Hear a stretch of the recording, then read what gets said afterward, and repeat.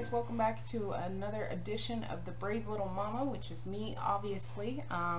Today I'm going to talk about a follow-up to one of the last videos that I did, which was about introducing solids, and this one is going to be about rice cereal. And it's going to explain why it's the demon in the room and why people don't want you to ever use it. The first thing that I'm going to do is I'm going to show you what this stuff looks like. I know that in some other countries it's not called rice cereal. I know at the very least in the UK it's called baby rice.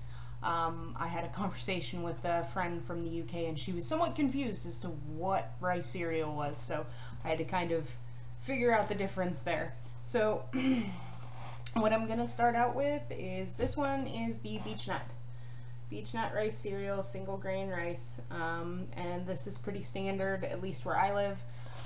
And then you have the Gerber rice cereal, and then I'm going to show you what I used as an alternative. I don't really use it anymore because I just don't see a need for cereal, to be completely honest, but I do want to talk about this alternative if you're going to introduce cereal, and that's oatmeal. Here's the Beech Nut oatmeal cereal, and then the Gerber looks like this. It's a smaller container than the rice one, but you get the idea. So rice cereal, what's bad about rice cereal?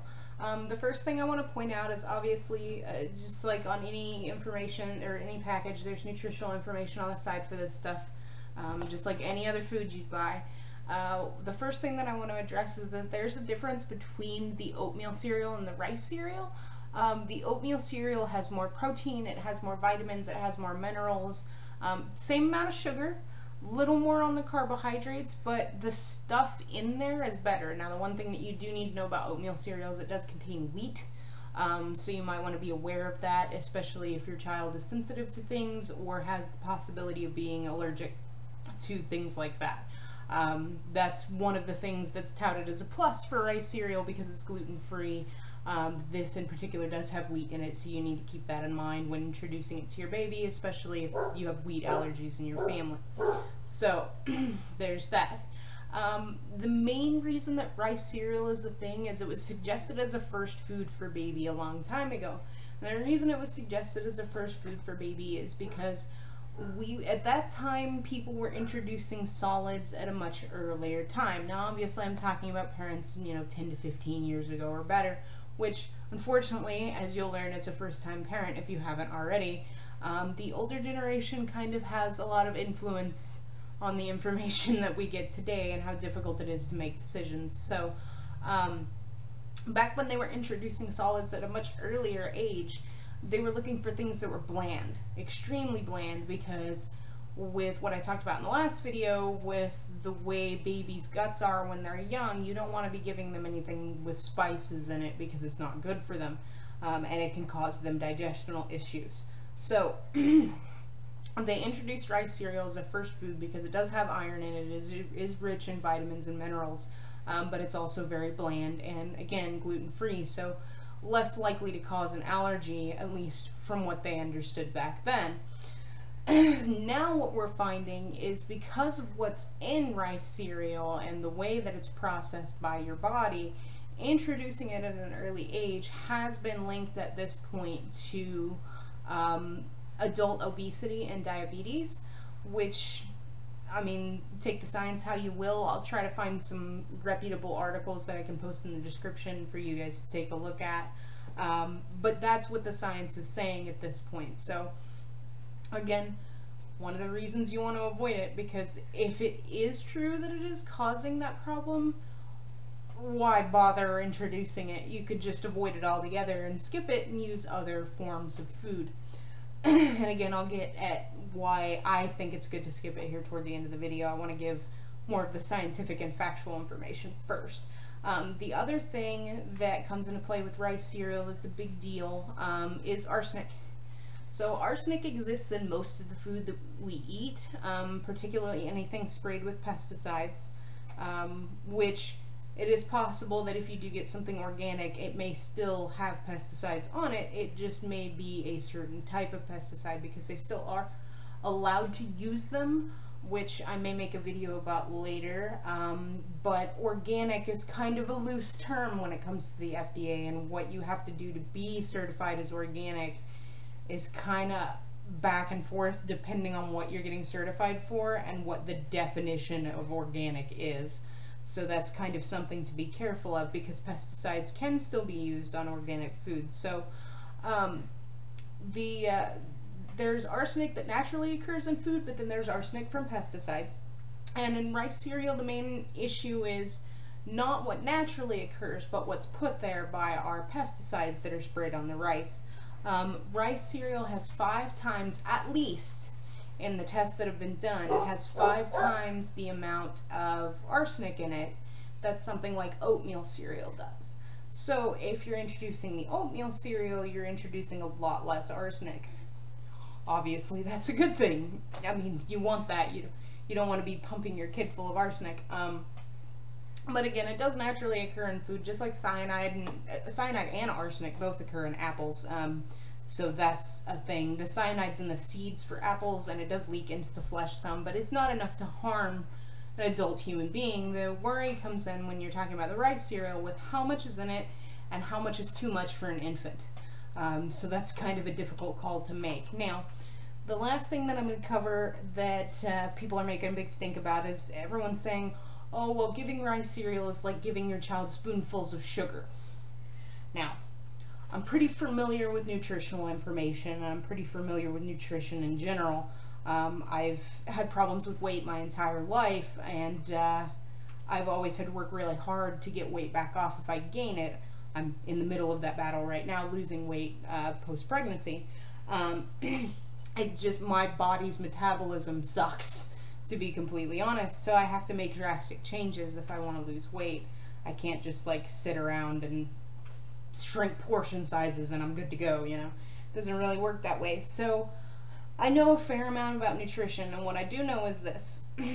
I know that on the back of these boxes, in the rice cereal, there's 1 gram of sugar, and in the oatmeal cereal, there's 1 gram of sugar. That is not a lot of sugar. However, the rice cereal has 12 grams of carbohydrates, and the oatmeal cereal has 11 grams of carbohydrates. Now this is per 4th cup, so it's a lot.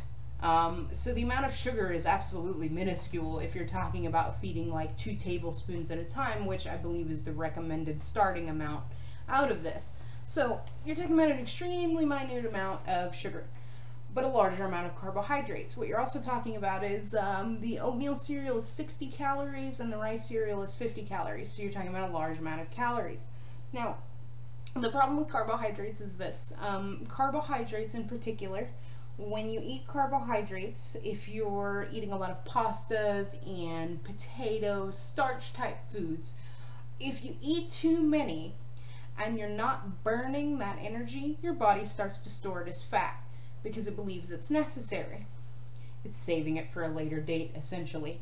So if you find yourself eating a lot of pasta and you're not very active, you're going to gain weight.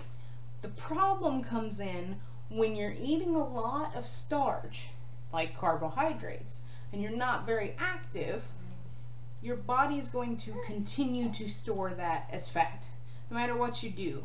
After a short period of time of continuous intake of starches, your body's going to start storing it as fat and keep it that way, and it will do that with any carbohydrate that it encounters until you start becoming more active. The problem that comes into play with that with babies is most babies aren't that active, especially if you're talking about a really young baby and introducing this at say 4 months old. You're feeding them a lot of starch that they can't get off of their body. It's going to continue to store as fat, and you're putting unnecessary weight on your child. You're giving them unnecessary food because this is essentially just filler. I mean, there's vitamins and minerals in this, but as far as the nutritional value of the food itself, as far as oatmeal and rice, there isn't a lot. It's filler. Think about it when you make it in a meal. You don't usually make white rice as your main course. It's like a side dish for filler. So just think about it in that way, and maybe it'll make a little bit more sense. This stuff is wholly unnecessary. They don't need it. They're going to get more nutritional value from things like fruits and vegetables, and I would definitely recommend that you do the fruits and vegetables, and you can honestly skip this stuff altogether. You don't need to give it. There's no reason to give this to them. It's just what's given to us as a commonality because of the older generation. So unless you really want, I guess, have a real strong want or suggestion from family members or whatever the case may be, unless you have a real extreme want to introduce this to your child, I would say skip it altogether and just do regular fruits and vegetables as opposed to introducing something like cereal, because it's really unnecessary. There are risks with it, which unfortunately with risk comes the possibility of consequence, and I think that you're better off just, because again, the science isn't finite yet. I mean, they're still doing new studies about this, but a lot of the studies are showing bad things at this point. So I think that you're just better off not giving it at all rather than giving it and taking the risk. That's my personal opinion, but I hope that this video has given you some actual factual information and scientific information as to why not to give rice cereal, and the reason that I've skipped it, and the reason that you'll hear a lot of mothers say don't give rice cereal. And as always, like I said in the last video, remember, just because we were given it when we were kids, or your buddies, friends, sisters, whoever gave rice cereal to their child for months and they're perfectly fine now that they're 5 years old, they're saying that these links sometimes aren't even made until people are in their 30s. So just bear in mind, you never know, and just because somebody else's child is fine doesn't mean that yours will be. So it's a matter of risk versus reward. With anything with parenting, risk versus reward. So I hope that this has been informational and given you a little more to make your own educated decision. So with that being said, I will see you guys next time.